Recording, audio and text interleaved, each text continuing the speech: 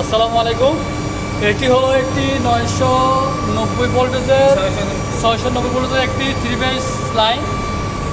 তো এখানে একটি রেকটিফায়ার আছে। এখানে দেখুন অনেকগুলো স্পার্কিংয়ের দাগ দেখতে পাচ্ছেন।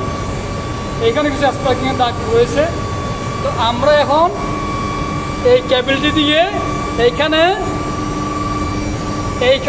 ঠিক এখানে দেখুন, এইখানে এইভাবে দিয়ে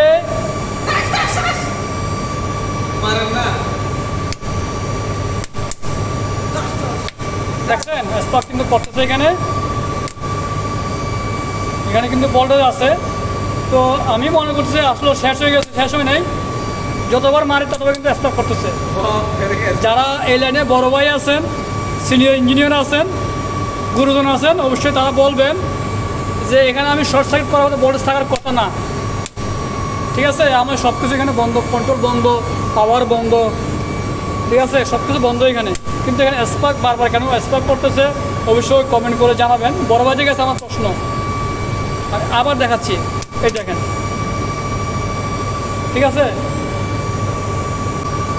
তো বড় ভাইরা অবশ্যই আমাকে জানাবেন এটা কারণটা কি। আমিও কারণ খুঁজে পাচ্ছি না, সেজন্য আপনার কাছে আমার জিজ্ঞেস করা।